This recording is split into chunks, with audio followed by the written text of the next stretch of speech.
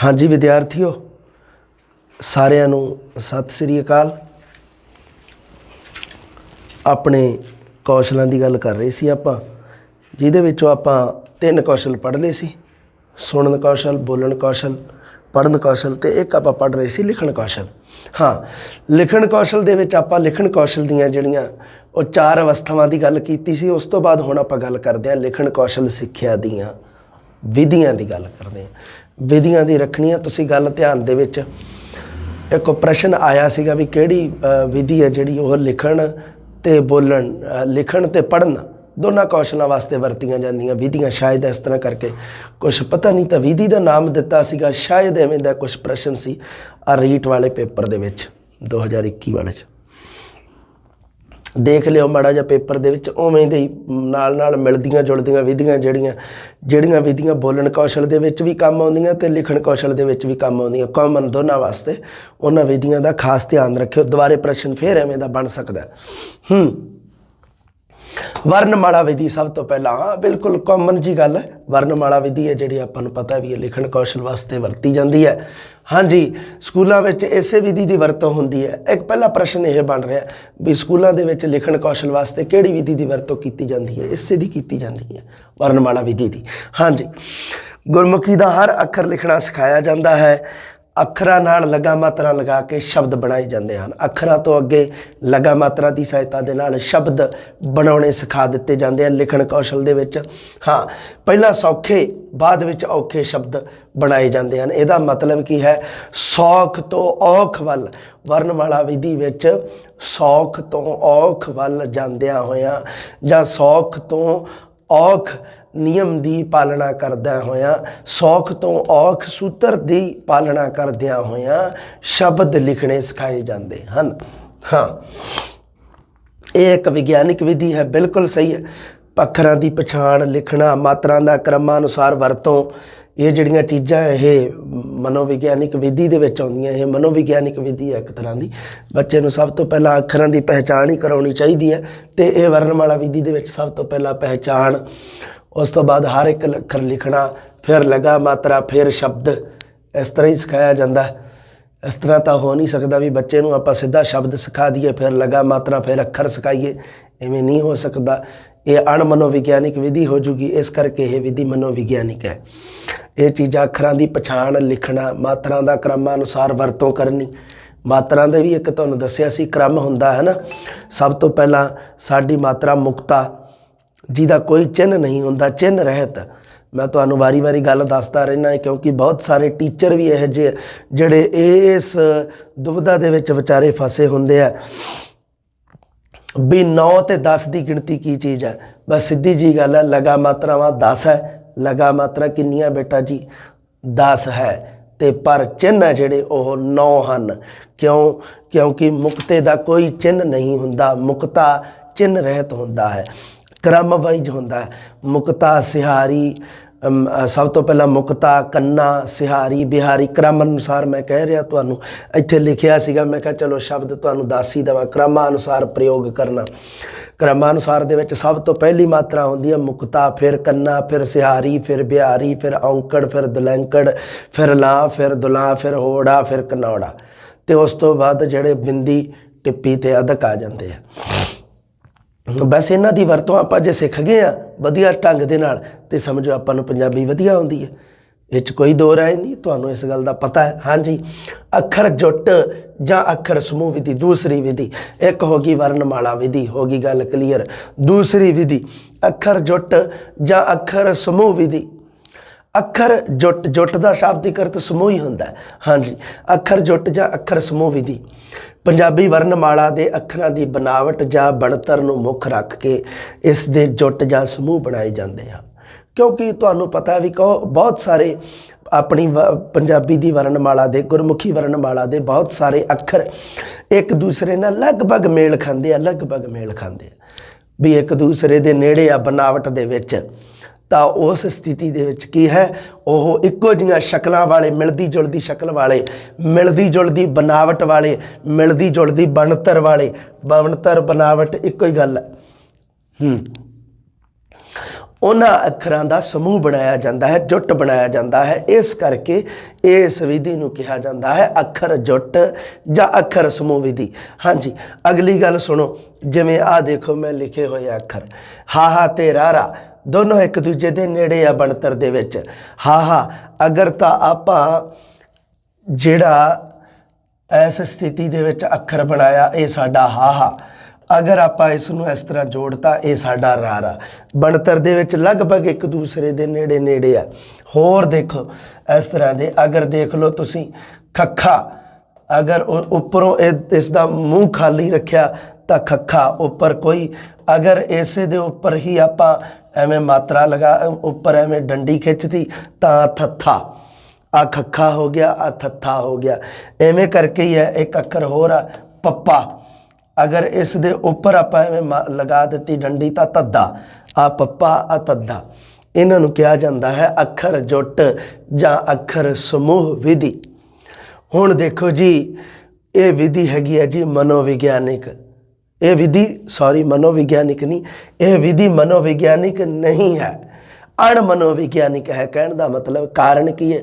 ਕਿਉਂਕਿ ਇੱਕ ਤਾਂ ਸਾਰੇ ਅੱਖਰਾਂ ਦੇ ਜੁੱਟ ਬਣ ਨਹੀਂ ਸਕਦੇ, ਇੱਕ ਤਾਂ ਇਹ ਹੈ।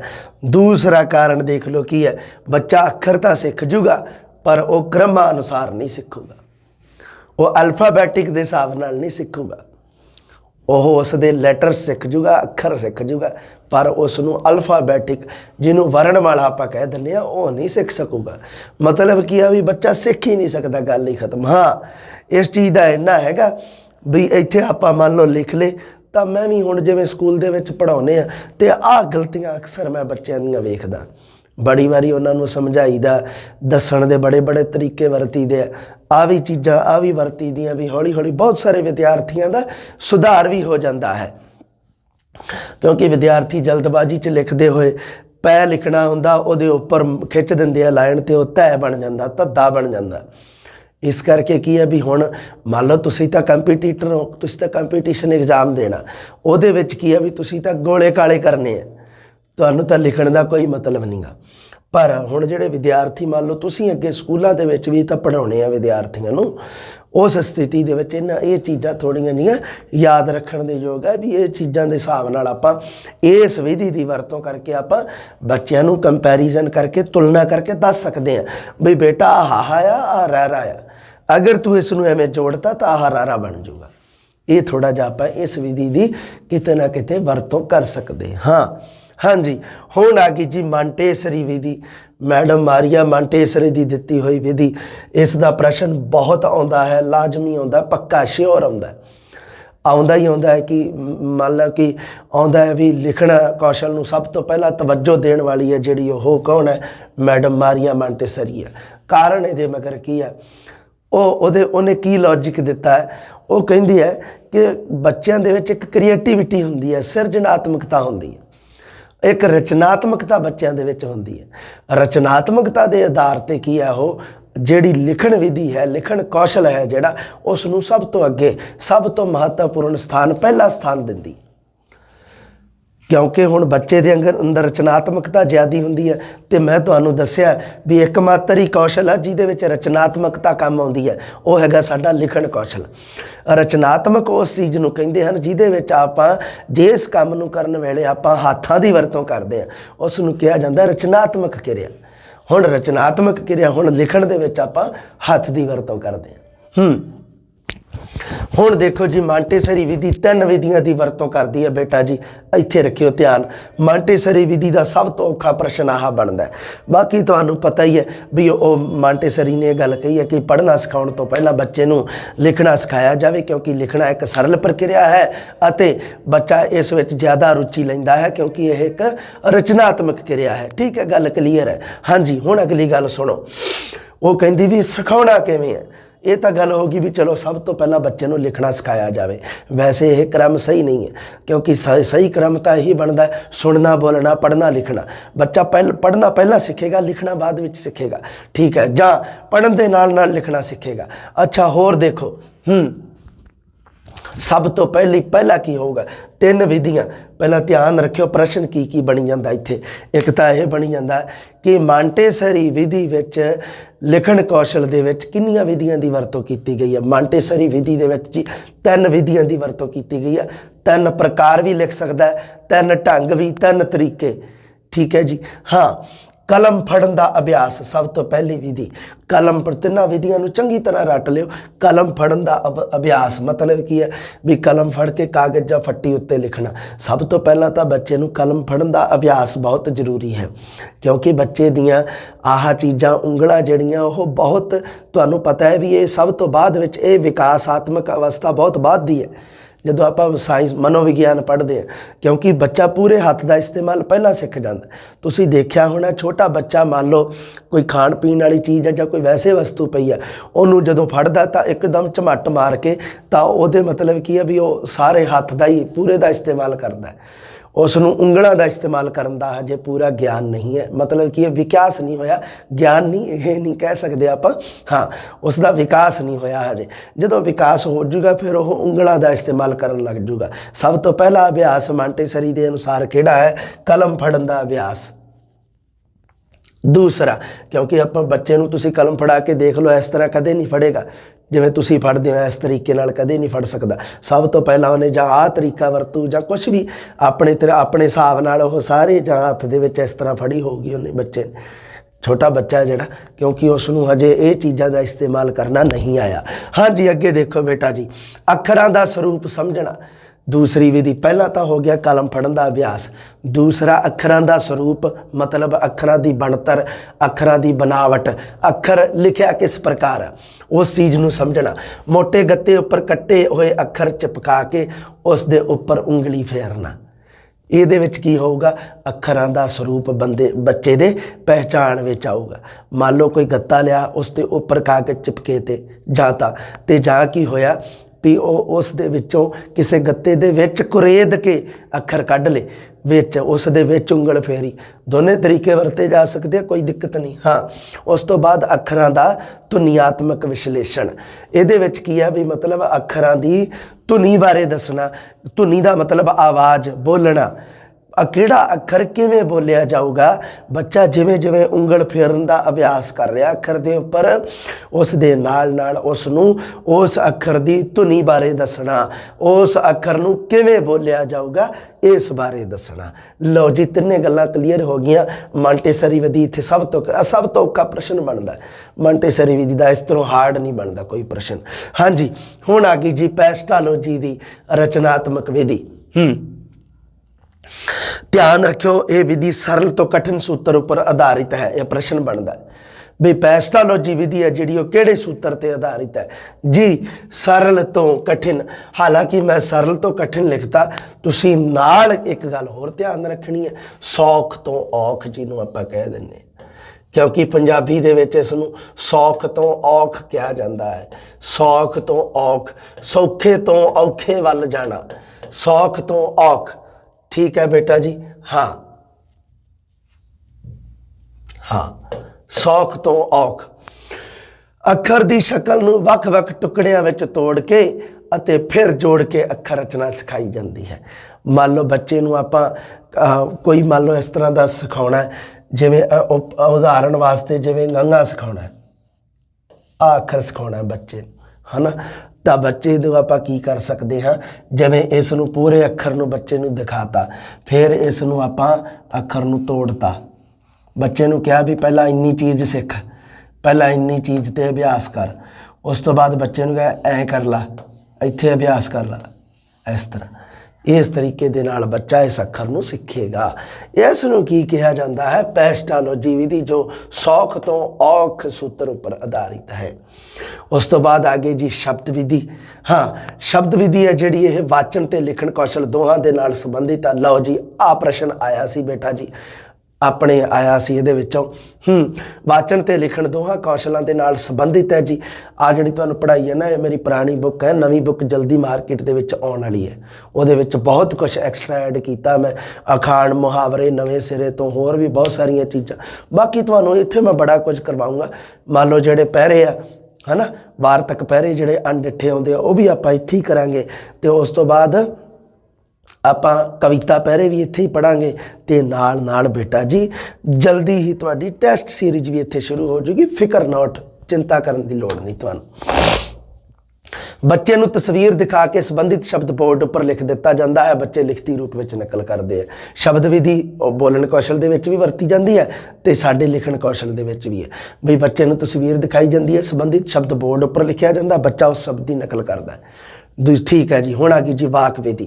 शब्द विधि वांग इस विच तस्वीर दिखा के लिखना सिखाया जाता है। बच्चे वाक बना के लिखते हैं। वाक विधि भी उत्थे वरती जाती है साडे बोलण कौशल दे विच भी। हुण आ गई जी प्रस्तापन विधि। प्रस्तापन हुंदी है अदला बदली, जिहनूं आपां कह दिंदे आ।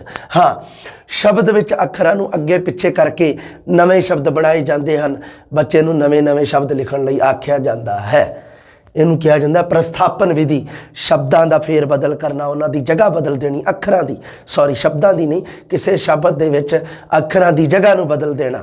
देख लो किवें, जिवें कस तो सक बना देना, कस सक।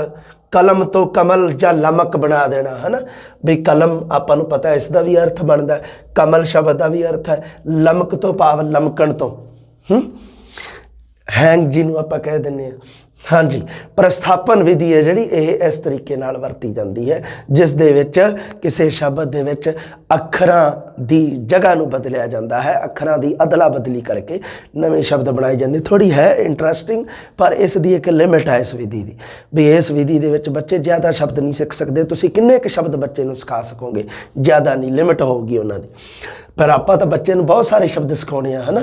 उस दे भंडार, शब्द भंडार दे विच बहुत वड्डे तरीके नाल वाधा करना आपां, तां ही तां बच्चे दा भाषा दे उपर अधिकार होऊगा। पूर्णिया उत्ते लिखना। लो जी, कह देंगे जी विद्यार्थी, सर इसको क्या बोलते हैं पूर्णिया उत्ते लिखना। लो तुहानूं दस दिंदे आ। मान लो अध्यापक ने की कीता, पट्टी या फट्टी या जिन्हों तुसीं कह दिंदे आ सलेट, उस दे उपर कै लिखता बच्चे नूं। लो बेटा जी लिखता। बच्चे ने की कीता, तुसीं छोटे हुंदे भी, मैं तो छोटे हुंदे इसे तरीके नाल ही सानूं अध्यापक साडा सिखाउंदा हुंदा सी। उहने एवें लिख देना।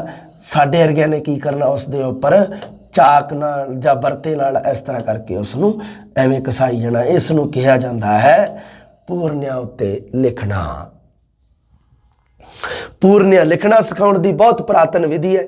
अध्यापक तख्ती दे उपर पेंसिल नाल आप लिख दिंदा है जां पूरने पा दिंदा है। हुण तुहानूं इह पता लग गया भी पूरने कौन पाउंदा है, वह हैगा जी अध्यापक। अध्यापक ने पूर दिता, उसनूं पूरने पा दिते।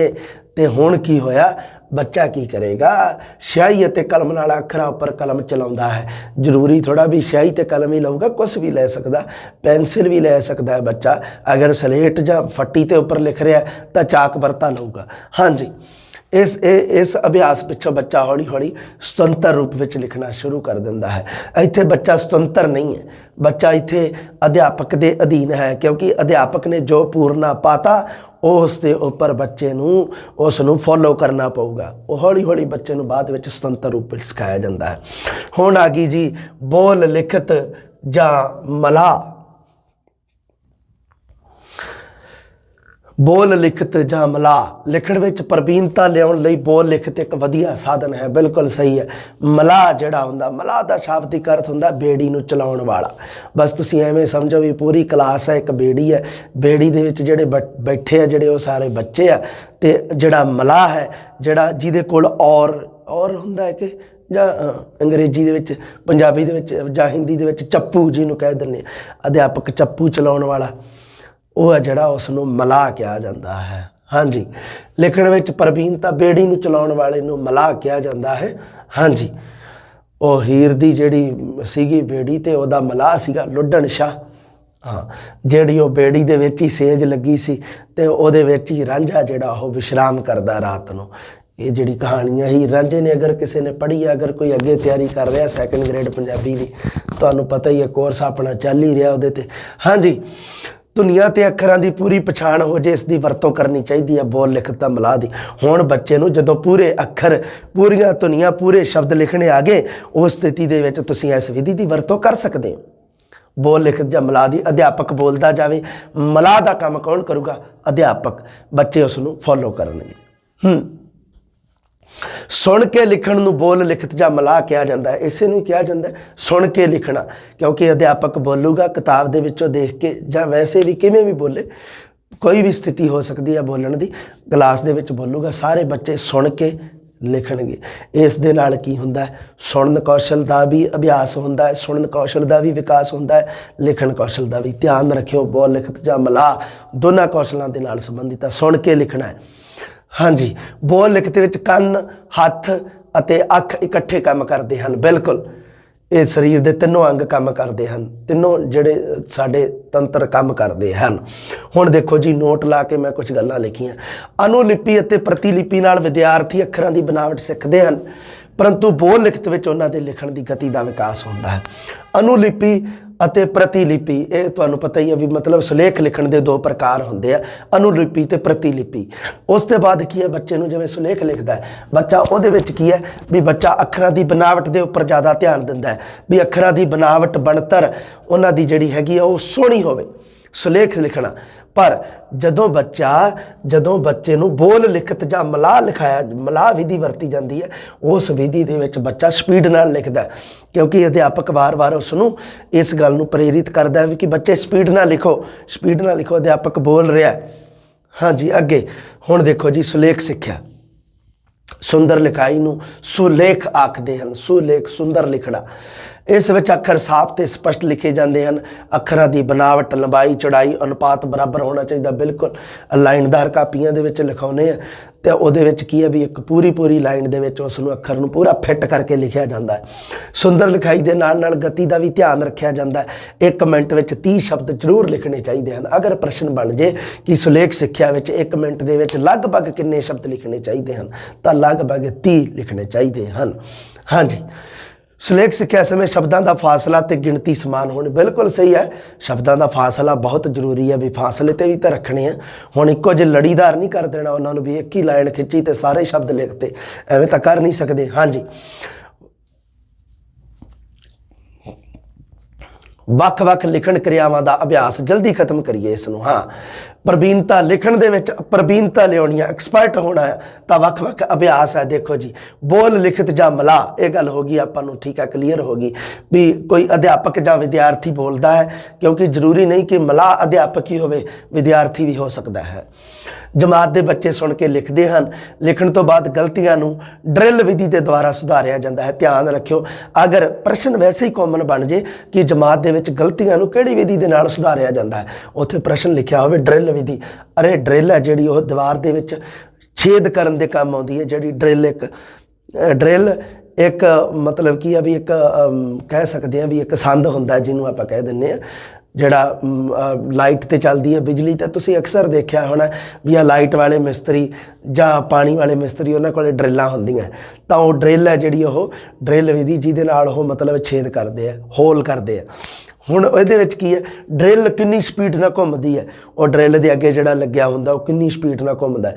ਉਵੇਂ ਹੀ ਬੱਚੇ ਨੂੰ ਵਾਰੀ ਉਵੇਂ ਹੀ ਮਤਲਬ ਉਸ ਦਾ ਸੈਂਸ ਆ ਉਸ ਚੀਜ਼ ਦਾ ਕਿ ਬੱਚਾ ਵਾਰੀ ਮੰਨ ਲਓ ਜਿਹੜਾ ਸ਼ਬਦ ਗਲਤ ਬੋਲ ਰਿਹਾ ਉਸ ਨੂੰ ਵਾਰੀ ਬੋਲੇਗਾ, ਵਾਰੀ ਰਿਪੀਟ ਕਰੇਗਾ। ਜਿਵੇਂ ਡਰਿੱਲ ਹੈ ਜਿਹੜੀ ਉਹ ਵਾਰੀ ਆਪਣਾ ਉਹ ਘੁੰਮ ਰਹੀ ਹੈ, ਵਾਰੀ ਉਹ ਕਿਰਿਆ ਕਰ ਰਹੀ ਹੈ, ਉਵੇਂ ਹੀ ਬੱਚਾ ਵਾਰੀ ਕਿਰਿਆ ਕਰੇਗਾ। ਇਸ ਕਰਕੇ ਇਸ ਵਿਧੀ ਨੂੰ ਡਰਿਲ ਵਿਧੀ ਕਿਹਾ ਜਾਂਦਾ। ਵਾਰੀ ਬੋਲੀ ਜਾਏਗਾ, ਬਸ ਉਹ ਗਲਤੀ ਹੈ ਜਿਹੜੀ ਉਹ ਡਰਿਲ ਵਿਧੀ ਦੇ ਨਾਲ ਉਸ ਦੀ ਸੁਧਰ ਜਾਵੇਗੀ। ਬੋਲ ਲਿਖਤ ਨਾਲ ਲਿਖਣ ਦੀ ਗਤੀ ਤੇਜ਼ ਹੁੰਦੀ ਹੈ। ਬਿਲਕੁਲ ਸਹੀ ਹੈ, ਕਿਉਂਕਿ ਲਿਖਣ ਦੀ ਗਤੀ ਦਾ ਜਿਹੜਾ ਸੰਬੰਧ ਹੈ ਉਹ ਬੋਲ ਲਿਖਤ ਜਾਂ ਮਲਾਹ ਵਿਧੀ ਦੇ ਨਾਲ ਹੈ। ਗੱਲ ਹੋ ਗਈ ਹੈ ਆਪਣੀ। ਧਿਆਨ ਨਾਲ ਸੁਣਨ ਦੀ ਆਦਤ ਵਿਕਸਿਤ ਹੁੰਦੀ ਹੈ। ਮੈਂ ਤੁਹਾਨੂੰ ਦੱਸ ਹੀ ਦਿੱਤਾ ਵੀ ਸੁਣਨ ਤੇ ਲਿਖਣ ਦੋਨੇ ਕੌਸ਼ਲਾਂ ਦਾ ਵਿਕਾਸ ਹੁੰਦਾ। ਅੱਗੇ ਆ ਗਿਆ ਜੀ ਚਿੱਤਰ ਰਚਨਾ। ਤਸਵੀਰਾਂ ਨਾਲ ਸੰਬੰਧਿਤ ਵਾਕ ਲਿਖਣ ਲਈ ਅਧਿਆਪਕ ਚਿੱਤਰ ਨੂੰ ਜਮਾਤ ਵਿੱਚ ਟੰਗ ਦਿੰਦਾ ਹੈ। ਸੰਬੰਧਿਤ ਪ੍ਰਸ਼ਨਾਂ ਨੂੰ ਬੋਰਡ 'ਤੇ ਲਿਖ ਦਿੰਦਾ। ਬੱਚਾ ਤਸਵੀਰ ਦੀ ਸਹਾਇਤਾ ਦੇ ਨਾਲ ਪ੍ਰਸ਼ਨਾਂ ਦੇ ਉੱਤਰ ਦਿੰਦਾ। ਇਹਨੂੰ ਕਿਹਾ ਜਾਂਦਾ ਚਿੱਤਰ ਰਚਨਾ। ਕਹਾਣੀ ਰਚਨਾ, ਕਹਾਣੀ ਸੁਣਨਾ ਤੇ ਸੁਣਾਉਣਾ ਮੂਲ ਪ੍ਰਵਰਤੀ ਹੈ ਜੀ। ਉਤਸੁਕਤਾ ਹੁੰਦੀ ਹੈ ਕਹਾਣੀ ਦੇ ਵਿੱਚ, ਹੈ ਨਾ। ਉਤਸੁਕਤਾ ਦਾ ਮਤਲਬ ਹੁੰਦਾ ਅੱਗੇ ਕੀ ਹੋਊਗਾ। ਉਤਸੁਕਤਾ, ਮਨ ਦੇ ਵਿੱਚ ਕਿਊਰੀਅਸਿਟੀ ਹੁੰਦੀ ਹੈ। ਆਪਣੇ ਆਲੇ ਦੁਆਲੇ ਦੀਆਂ ਘਟਨਾਵਾਂ ਨੂੰ ਕਹਾਣੀ ਦੇ ਰੂਪ ਵਿੱਚ ਲਿਖ ਕੇ ਵਿਚਾਰਾਂ ਨੂੰ ਪ੍ਰਗਟ ਕਰਦਾ। ਇੱਥੇ ਵਾਕਾਂ ਦੇ ਵਿੱਚ ਸਧਾਰਨ, ਚਿੱਤਰ ਰਚਨਾ ਦੇ ਵਿੱਚ ਕਹਾਣੀ ਰਚਨਾ ਦੇ ਵਿੱਚ ਕਹਾਣੀ ਦੇ ਰੂਪ ਵਿੱਚ ਲਿਖਦਾ। ਚਿੱਠੀ ਪੱਤਰ ਰਚਨਾ, ਤੀਸਰੀ ਚੌਥੀ ਜਮਾਤ ਵਿੱਚ ਚਿੱਠੀ ਪੱਤਰ ਰਚਨਾ ਬੱਚੇ ਨੂੰ ਸਿਖਾਈ ਜਾਣੀ ਚਾਹੀਦੀ ਹੈ। ਕੋਈ ਦਿੱਕਤ ਨਹੀਂ, ਤੀਸਰੀ ਚੌਥੀ ਜਮਾਤ ਦੇ ਵਿੱਚ ਆਪਾਂ ਬੱਚੇ ਨੂੰ ਜ਼ਰੂਰੀ ਕੰਮ, ਫੀਸ ਮਾਫ ਦੀ ਅਰਜੀ ਆਪਾਂ ਸਿਖਾ ਸਕਦੇ ਹਾਂ। हाँ, ਲੇਖ ਰਚਨਾ ਪ੍ਰਾਰਥਨਾ ਪੱਤਰ ਦੀ ਸ਼੍ਰੇਣੀ ਦੇ ਵਿੱਚ ਆਉਂਦੇ ਆ ਇਹ, ਫੀਸ ਮਾਫੀ ਤੇ ਆਹ ਜਿਹੜਾ ਹੁੰਦਾ ਜ਼ਰੂਰੀ ਕੰਮ ਵਾਲੀ। ਲੇਖ ਰਚਨਾ ਲਿਖਤ ਅਭਿਆਸ ਵਿੱਚ ਸਭ ਤੋਂ ਉੱਤਮ ਤੇ ਮਹੱਤਵਪੂਰਨ ਸਾਧਨ ਹੈ। ਜੇ ਲਿਖਣ ਦਾ ਅਭਿਆਸ ਕਰਨਾ ਤਾਂ ਉਹਦੇ ਵਿੱਚ ਕੀ ਹੈ, ਉਹਦੇ ਵਿੱਚ ਸਭ ਤੋਂ ਮਹੱਤਵਪੂਰਨ ਸਾਧਨ ਲੇਖ ਰਚਨਾ ਹੈ। ਕਿਹਦੇ ਵਿੱਚ ਆ ਦੇਖ ਲਓ, ਲਿਖਣ ਦੇ ਵਿੱਚ ਜਦੋਂ ਪ੍ਰਵੀਨਤਾ ਲਿਆਉਣੀ ਹੈ, ਲਿਖਣ ਦੇ ਵਿੱਚ ਜਦੋਂ ਐਕਸਪਰਟ ਹੋਣਾ, ਉਹਦੇ ਵਾਸਤੇ ਲੇਖ। ਤੀਜੀ ਜਾਂ ਚੌਥੀ ਜਮਾਤ ਤੋਂ ਸ਼ੁਰੂ ਕਰ ਸਕਦੇ ਹੋ ਤੁਸੀਂ। ਗਾਂ ਦੇ ਉੱਤੇ ਸਭ ਤੋਂ ਆਪਾਂ ਨੂੰ ਪਤਾ ਵੀ ਗਊ ਮਾਤਾ ਤੇ ਸਭ ਤੋਂ ਪਹਿਲਾਂ ਲੇਖ ਲਿਖਿਆ ਜਾਂਦਾ, ਕੋਈ ਦਿੱਕਤ ਨਹੀਂ। ਮੈਂ ਵੀ ਆਪਣੀ ਜ਼ਿੰਦਗੀ ਦਾ ਸਭ ਤੋਂ ਪਹਿਲਾ ਲੇਖ ਗਊ ਮਾਤਾ ਦਾ ਲਿਖਿਆ ਸੀ ਤੇ ਮੈਨੂੰ ਇਸ ਗੱਲ ਦਾ ਵੀ ਥੋੜ੍ਹਾ ਜਿਹਾ ਹੈ ਯਕੀਨ ਵੀ ਤੁਸੀਂ ਵੀ ਕਿਤੇ ਨਾ ਕਿਤੇ ਸਭ ਤੋਂ ਪਹਿਲਾਂ ਲੇਖ ਗਊ ਮਾਤਾ 'ਤੇ ਹੀ ਲਿਖਿਆ ਹੋਊਗਾ। ਹਾਂਜੀ, ਆਰੰਭ ਵਿੱਚ ਸਥੂਲ ਵਸਤੂਆਂ ਪਸ਼ੂ ਪੰਛੀਆਂ ਬਾਰੇ ਲੇਖ ਬਿਲਕੁਲ ਸਹੀ ਹੈ। ਗਊ ਇੱਕ ਪਸ਼ੂ ਹੈ, ਇਸ ਕਰਕੇ ਉਸ ਦੇ ਉੱਪਰ ਲਿਖਿਆ ਜਾਂਦਾ। ਹਾਂਜੀ, ਵੱਖ-ਵੱਖ ਪੱਧਰਾਂ ਦੇ ਉੱਪਰ ਲਿਖਣਾ। ਰਚਨਾ ਦਾ ਅਰਥ ਹੈ ਆਪਣੇ ਭਾਵਾਂ ਨੂੰ ਸ਼ਬਦਾਂ ਦੁਆਰਾ ਪ੍ਰਗਟਾਉਣਾ। ਹੁਣ ਦੇਖੋ ਜੀ, ਰਚਨਾ ਦਾ ਮਤਲਬ ਕੀ ਹੁੰਦਾ? ਆਪਣੇ ਭਾਵਾਂ ਨੂੰ ਸ਼ਬਦਾਂ ਦੇ ਦੁਆਰਾ ਪ੍ਰਗਟ ਕਰਨਾ। ਪ੍ਰਾਇਮਰੀ ਪੱਧਰ ਤੇ ਲਿਖਤ ਰਚਨਾ ਦੇ ਵਿਸ਼ੇ ਕਿਹੜੇ ਹੋਣੇ ਚਾਹੀਦੇ ਆ? ਸਰਲ ਤੇ ਸੌਖੇ ਵਾਕ ਬਣਾਉਣੇ, ਇਹ ਪ੍ਰਾਇਮਰੀ ਪੱਧਰ ਤੇ ਆ। ਅਪੂਰਨ ਵਾਕਾਂ ਵਿੱਚ ਖਾਲੀ ਥਾਂ ਭਰਨਾ, ਇਹ ਪ੍ਰਾਇਮਰੀ ਪੱਧਰ ਦੇ ਨਾਲ ਸੰਬੰਧਿਤ ਆ। ਲਿਖਣ ਕੌਸ਼ਲ ਦੇ ਅਭਿਆਸ, ਸਧਾਰਨ ਪ੍ਰਸ਼ਨਾਂ ਦੇ ਉੱਤਰ, ਸਧਾਰਨ ਵਾਰਤਾਲਾਪ, ਘਰੇਲੂ ਮੁਹਾਵਰਿਆਂ ਦੀ ਵਰਤੋਂ, ਆਸ-ਪਾਸ ਦੀਆਂ ਵਸਤੂਆਂ ਬਾਰੇ ਹੀ ਦੱਸਿਆ ਜਾਂਦਾ। ਸਭ ਤੋਂ ਪਹਿਲਾਂ ਬੱਚੇ ਨੂੰ ਜਦੋਂ ਲਿਖਣਾ ਸਿਖਾਇਆ ਜਾਂਦਾ, ਉਹਨੂੰ ਕੀ ਆਪਾਂ ਤੁਸੀਂ ਦੇਖ ਲਓ, ਸਰੀਰ ਦੇ ਅੰਗਾਂ ਦੇ ਨਾਮ, ਉਸ ਤੋਂ ਬਾਅਦ ਆਪਾਂ ਕੀ ਫਲਾਂ ਫਰੂਟਾਂ ਦੇ ਨਾਮ, ਕਿਉਂਕਿ ਬੱਚੇ ਦਾ ਇੰਟਰਸਟ ਉਹਨਾਂ ਚੀਜ਼ਾਂ ਦੇ ਵਿੱਚ ਹੁੰਦਾ। ਹਾਂ, ਚਿੱਤਰ ਵਰਣਨ, ਡਾਇਰੀ ਲਿਖਣਾ ਆਰੰਭਿਕ ਦੇ ਵਿੱਚ ਹੋ ਸਕਦਾ, ਕੋਈ ਦਿੱਕਤ ਨਹੀਂ। ਬੱਚਾ ਛੋਟਾ ਹੈ ਜਿਹੜਾ, ਉਹ ਮੰਨ ਲਓ ਤੀਜੀ ਚੌਥੀ ਆਰੰਭਿਕ ਸ਼੍ਰੇਣੀਆਂ ਹੀ, ਤੀਜੀ ਚੌਥੀ ਪੰਜਵੀਂ, ਉਹਦੇ ਵਿੱਚ ਬੱਚਾ ਡਾਇਰੀ ਲਿਖ ਸਕਦਾ, ਕੋਈ ਦਿੱਕਤ ਨਹੀਂ, ਕੋਈ ਦੋ ਰਾਏ ਨਹੀਂ। ਅਨੁਭਵ ਦੇ ਆਧਾਰ 'ਤੇ ਬਿਆਨ ਕਰਨਾ, ਇਹ ਵੀ ਹੋ ਸਕਦਾ।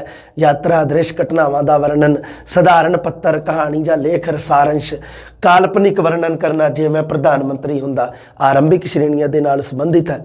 ਹਾਂ, ਖੇਡਾਂ ਦਾ ਵਰਣਨ, ਹਾਕੀ, ਫੁੱਟਬਾਲ ਮੈਚ ਦਾ ਹਾਲ ਦੱਸਣਾ। ਮਿਡਲ ਤੇ ਉੱਚ ਪੱਧਰ ਤੇ ਲੇਖ ਰਚਨਾ ਕਿਹੜੀਆਂ ਹੋਣਗੀਆਂ? ਕਹਾਣੀ ਵਰਣਨ, ਘਟਨਾ ਦਾ ਵਰਣਨ ਕਰਨਾ ਕਿਸੇ ਦਾ, ਇਹ ਚੀਜ਼ਾਂ ਜਿਹੜੀਆਂ। ਦੈਨਿਕ ਪੱਤਰ, ਸੱਦਾ ਪੱਤਰ ਹੋਇਆ, ਕੋਈ ਬਿਨੈ ਪੱਤਰ, ਕੋਈ ਸੂਚਨਾ ਵਾਲਾ ਪੱਤਰ, ਵਿਵਹਾਰਿਕ ਅਤੇ ਸਰਕਾਰੀ ਪੱਤਰ ਜਿਹੜੇ ਹੁੰਦੇ ਆ, ਇਹ ਸਾਰੇ ਆਪਾਂ ਲਿਖਣ ਕੌਸ਼ਲ ਦੇ ਵਿੱਚ ਮਿਡਲ ਤੇ ਉੱਚ ਪੱਧਰ ਸ਼੍ਰੇਣੀਆਂ ਦੇ ਨਾਲ ਸੰਬੰਧ ਰੱਖਦੇ ਆ। ਸੰਵਾਦ ਰਚਨਾ, ਭਾਸ਼ਾ ਦਾ ਅਨੁਵਾਦ, ਕਿਸੇ ਇੱਕ ਭਾਸ਼ਾ ਤੋਂ ਇੱਕ ਭਾਸ਼ਾ ਦੇ ਵਿੱਚ ਕੋਈ ਰਚਨਾ ਦਾ ਦੂਸਰੀ ਭਾਸ਼ਾ ਦੇ ਵਿੱਚ ਅਨੁਵਾਦ ਕਰਨਾ। ਵਿਵਰਣਿਕ ਲੇਖ, ਜਿਵੇਂ ਕਿਹੜੇ ਸੈਰ, ਜੀਵਨੀ, ਦੁਰਘਟਨਾ। ਵਿਚਾਰਾਤਮਕ ਲੇਖ, ਜਿਵੇਂ ਬੇਕਾਰੀ, ਦਾਜ ਦੀ ਸਮੱਸਿਆ। ਇਹ ਹੈ ਜਿਹੜੇ ਲੇਖ ਆਪਾਂ ਮਿਡਲ ਤੇ ਉੱਚ ਪੱਧਰ ਸ਼੍ਰੇਣੀਆਂ ਤੇ ਰੱਖਦੇ ਹਾਂ। ਲਓ ਜੀ, ਲਿਖਣ ਕੌਸ਼ਲ ਦਾ ਵਿਕਾਸ ਆਪਣਾ ਪੂਰਾ ਹੋ ਗਿਆ। ਛਿੱਟ-ਪੁੱਟ ਟੌਪਿਕ ਹੈ ਜਿਹੜੇ ਅੱਗੇ ਹੋਰ ਕਾਮਨ ਆ, ਜਿਹੜੇ ਲੈਵਲ 1 ਤੇ ਲੈਵਲ 2 ਵਾਲੇ, ਉਹ ਆਪਾਂ 2-4 ਹੋਰ ਰਹਿ ਗਏ। ਉਸ ਤੋਂ ਬਾਅਦ ਤੁਹਾਡੀਆਂ ਵੱਖਰੀਆਂ ਸ਼੍ਰੇਣੀਆਂ ਤੁਹਾਨੂੰ ਐਪ ਦੇ ਵਿੱਚ ਮਿਲ ਜਾਣਗੀਆਂ, ਅੱਡ ਲੈਵਲ 1 ਭਾਸ਼ਾ 1, ਲੈਵਲ 2 ਭਾਸ਼ਾ 2, ਇਸ ਤਰ੍ਹਾਂ ਕਰਕੇ ਲੈਵਲ 1 ਦੇ ਵਿੱਚ ਭਾਸ਼ਾ 1 ਤੇ ਭਾਸ਼ਾ 2, ਲੈਵਲ 2 ਦੇ ਵਿੱਚ ਭਾਸ਼ਾ 1 ਤੇ ਭਾਸ਼ਾ 2। ਤੁਹਾਡੀ ਮਰਜ਼ੀ ਹੈ, ਜੋ ਤੁਸੀਂ ਮਰਜ਼ੀ ਦੇਖਿਓ ਇਹਦੇ ਵਿੱਚੋਂ ਉਸ ਦੀ ਜਿਹੜੀ ਸ਼੍ਰੇਣੀਆਂ ਬਣਾ ਦਿੱਤੀਆਂ ਜਾਣਗੀਆਂ। ਸਭ ਤੋਂ ਪਹਿਲਾਂ ਕਾਮਨ ਟੌਪਿਕ ਕਰਵਾ ਰਿਹਾ ਮੈਂ ਸਾਰੇ। ਮਿਲਦੇ ਹਾਂ ਜੀ ਜਲਦੀ। ਸਤਿ ਸ੍ਰੀ ਅਕਾਲ।